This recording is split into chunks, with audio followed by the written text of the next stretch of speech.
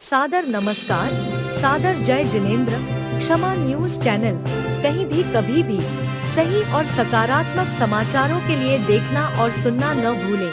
साथ में आपसे विनम्र निवेदन है कि यदि आपने इस चैनल को सब्सक्राइब नहीं किया है तो कृपया अवश्य कीजिए और शेयर और लाइक करना ना भूलें। हमने गृहस्थ में 82 साल तक रहे, हाँ, लेकिन हमको ऐसा आचार्य श्री से दीक्षा मिली, कृपा हो गई कि मैंने जैसे श्रावक अवस्था में रहते हुए, गृहस्थ अवस्था में रहते हुए भी जैसे सर्कस में तार पर चलते हैं ना, उसी के अनुसार मैंने गृहस्थ जीवन में बिताया। तभी तो मेरे को आचार्य श्री ने कृपा करके मेरे को दीक्षा दे दिए। यही मैं आप कृपा का मानता हूँ, आचार्य श्री ने हमको दे दिए। तो पहले मैंने जब ये अपने अजमेर में दीक्षा के समय पर गया था तो उस टाइम पर अपने को क्या कहे थे मालूम है आपको? जो उस टाइम पर मैं 22 साल का था, तो उस टाइम पर घर पे एक वायर आ गया।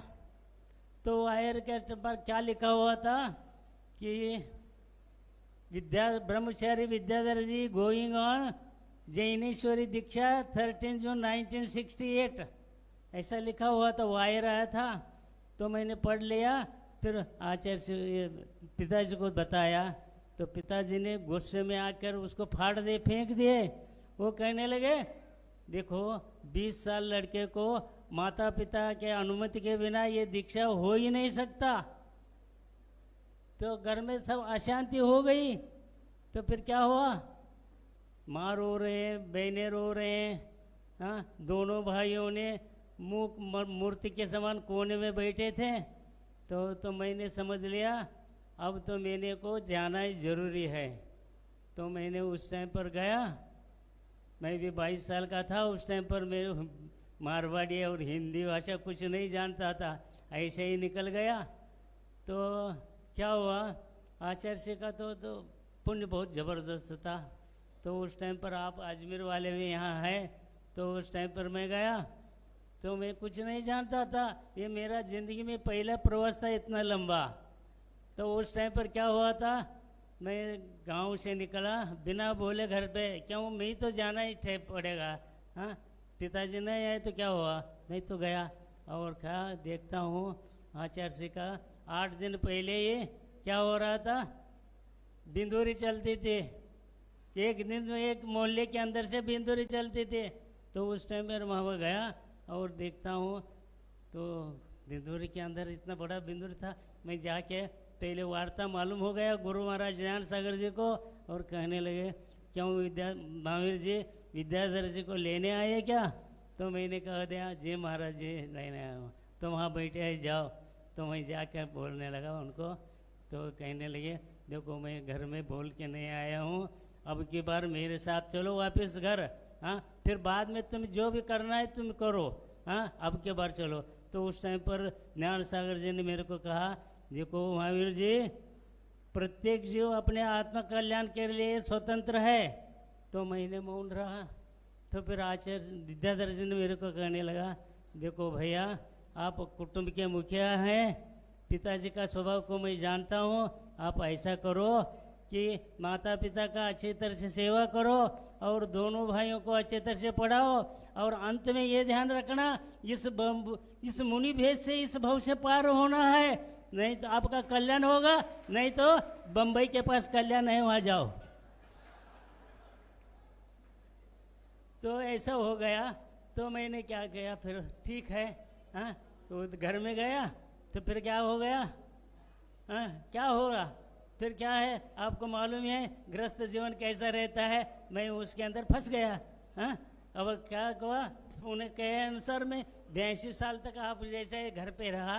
तो फिर मैं क्या हो गया, जो पीछे का जो गृहस्थ अपना कर्तव्य था वो सब कुछ जो किया मैंने। फिर बाद में आचार्य श्री से 5-6 साल से उनके पीछे लगा। देखो आचार्य श्री, आप लोगों ने इतने लोगों का कल्याण किए और मेरा क्या होगा।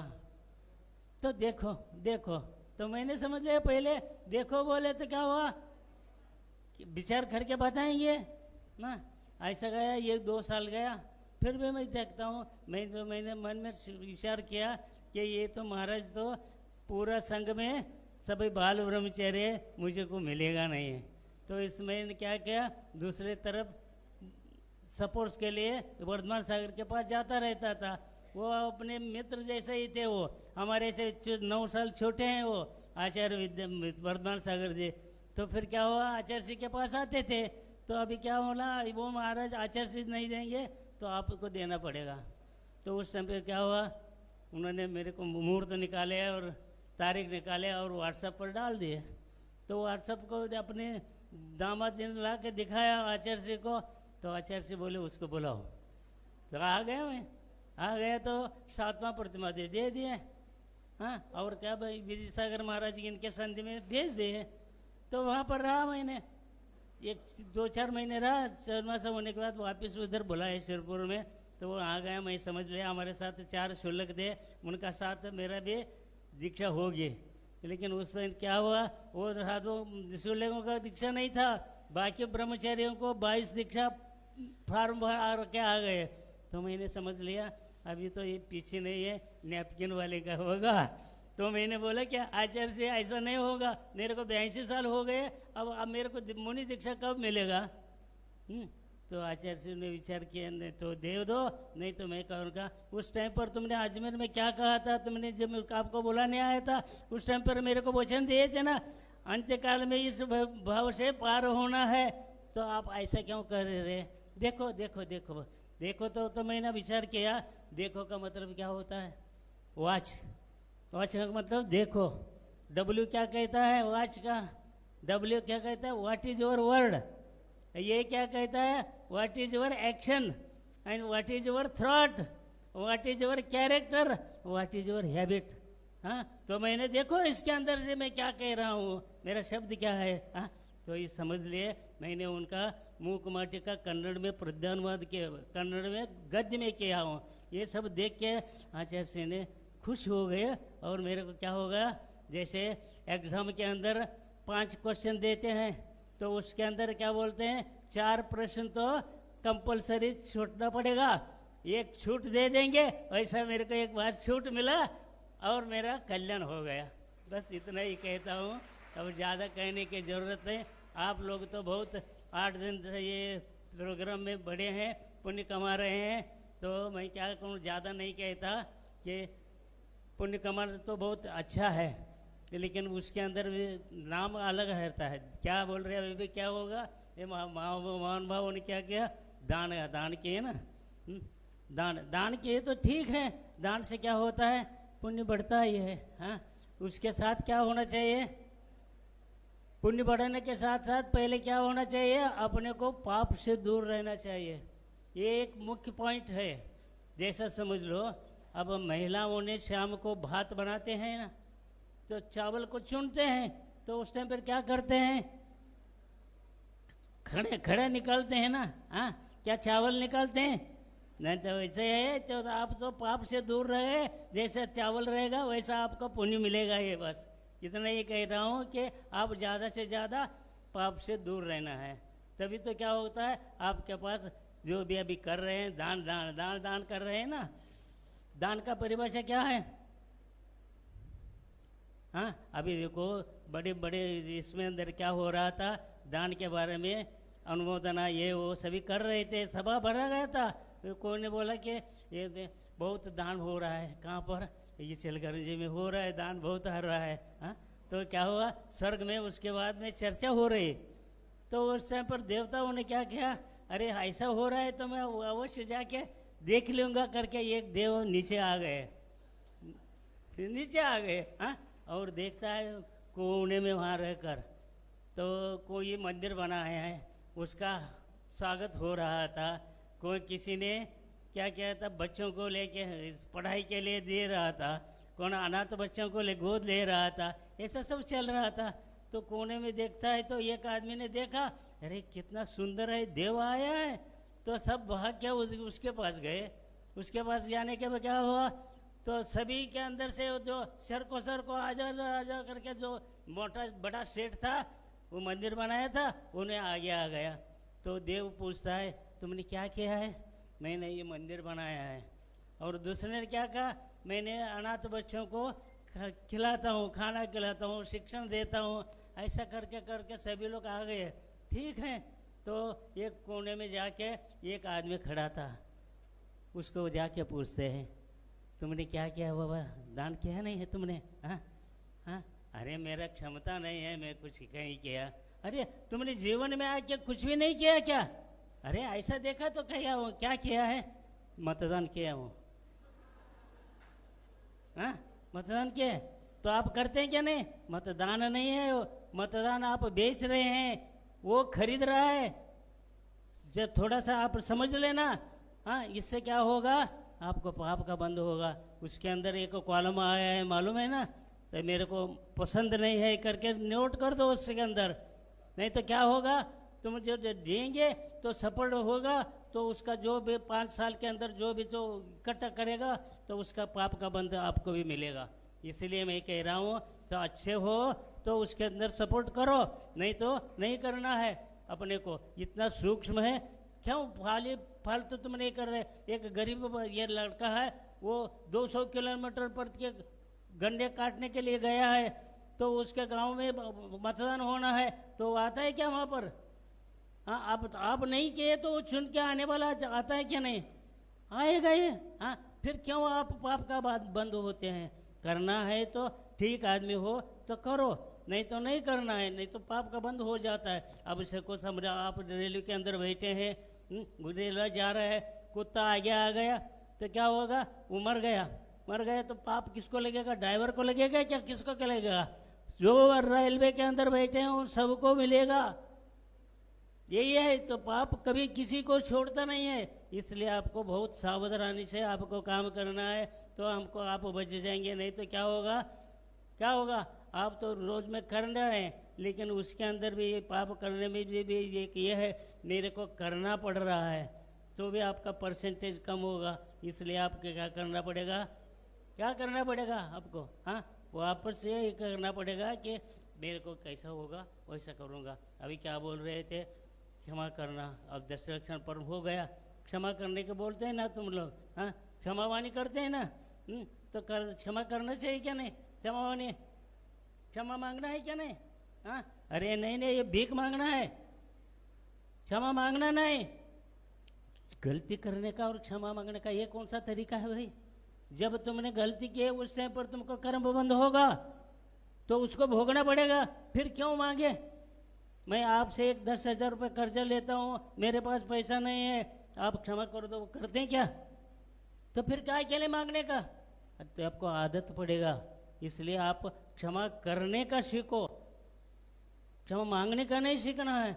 तो इसलिए अपने को क्या है, गलती नहीं होना, इसलिए आपको यही रास्ते से बढ़ना पड़ेगा। क्योंकि आपका जैन धर्म ऐसा सूक्ष्म है, बताता हूँ तो, कि कभी भी नेगेटिव नहीं जाना है।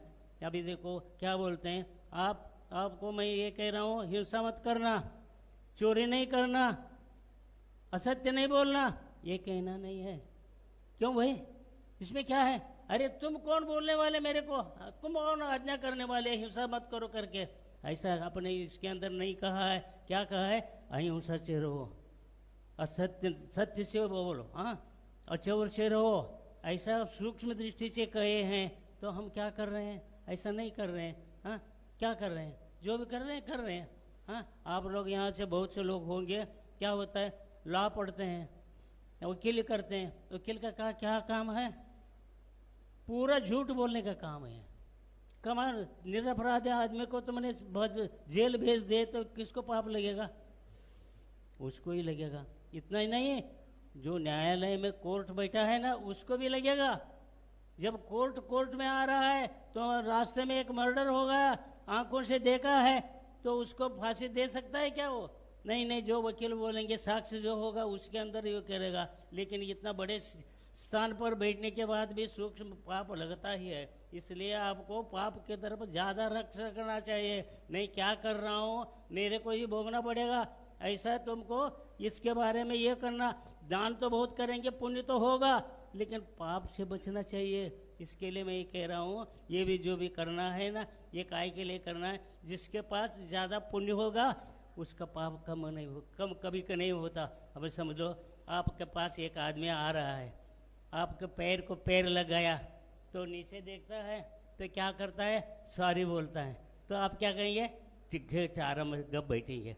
और वो सॉरी नहीं किया तो क्या कहेंगे, अरे गधे का इनका नीचे देखता नहीं क्या, ऐसा होता है क्या नहीं? हाँ, तो उससे क्या होगा, सूक्ष्म पाप बंद लगेगा। हाँ, और अब ये देखो एक मिनिस्टर आ गया, समझ लो वो आ रहा है, पैर लग गया, उन्होंने कुछ भी नहीं कहा, तब तो वो क्या करता है, कुछ नहीं साहब साहब कुछ नहीं हुआ, जाओ जाओ बोलता है। उसे ऐसा क्यों करता है, तो ना जिसके पास पुण्य रहता है उसको बहुत कम पाप लगता रहता है, क्योंकि उसके पास क्रोध बहुत कम आता रहता है। तो आप लोग क्या करना है, हम तो बड़े आदमी हैं तो हमको क्षमा करने का सीखना है, क्षमा मांगने का नहीं है। इतना ही कह रहा हूँ कि ज़्यादा से ज़्यादा बोलने में ठीक नहीं है। क्या बोल रहा हूँ, ज़्यादा बोलना ठीक नहीं है, क्योंकि आप बहुत समझदार हैं। 10 दिन तो यहाँ करेंगे, 8 दिन, लेकिन 12 महीने में जो आप जो गृहस्थ अवसर में करेंगे ना, उस टाइम पर क्या होता है, क्या होता है, बहुत दिमाग चला के तुमने काम कराते हैं पैसे कमाने का, तो उसके अंदर ध्यान रखना पड़ेगा। तो एक आदमी बहुत श्रीमंत था, सेठ था, तो उन्होंने क्या किया, बहुत बैठे आराम था, तो उसका मित्र आया, अरे भाई तुमने कुछ काम ही नहीं करते, कैसा चलेगा फिर? तो वो क्या बोलता है, 4 पीढ़ी तक बैठ के खाने का इतना मेरा जायदाद स्टेट है। अच्छा, तो फिर मैं कह रहा, वो कहता है मित्र ने, अरे 5वां पीढ़ी को क्या करेगा? हाँ, तो क्या बोला, तो ठीक है आप कहते तो मैं करूँगा, क्या करेगा, बैठ के काम करूँगा। अरे बैठ के कैसे करेंगे काम? हाँ, तो उन्हें क्या समझ लिया, नहीं नहीं अभी यहाँ जो बड़े बड़े जो होटल्स हैं ना, हाँ ये होटल्स है नॉन वेज वगैरह ऐसे वैसे है, तो मैं जैन हूँ तो मैंने नॉन वेज का नहीं है, अच्छे तरह से शाकाहारी का होटल 5 स्टार होटल बनाऊंगा। तो इतना करोड़ों से पैसा इन्वेस्टमेंट किया उन्होंने। हाँ, तो फिर क्या किया उन्होंने, ये बोर्ड रखा और इसके अंदर जो भी अपने होटल के अंदर खाएगा पिएगा कुछ भी करेगा तो उसको 1000 रुपये भी प्लेट के पीछे रखा। 8 दिन देखा कोई गिराकी नहीं आ रहा ना, तो समझ लिया अभी क्या करें। हाँ, बाकी के लोग होटल में जाए तो 500 रुपये को मिलता है, तो मेरे पास कोई नहीं आ रहा है, तो इसलिए उन्होंने बंद किया। मैं भी करूँगा तो कैसा होगा, मेरे को घाटा होगा, इतना से इन्वेस्ट में किया हूँ, तो बंद किया। तो दूसरे दिन मित्र आ गया, पूछता है क्यों भाई होटल क्यों बंद कर दिया? अरे तो मेरे को घाटा हो रहा है, कि गिरा क्यों नहीं है, तो मैं काय के लिए खोल के रखूँ? तो क्या बोला उन्होंने, दूसरे दिन आती है मैं बताऊंगा बोलता है। तो रात भर उन्होंने क्या करता है, विचार करता है कैसा पैसा कैसा कमाना। तो दूसरे दिन आता है, खोल दो दुकान, ये होटल खोल दो, खोल दिया।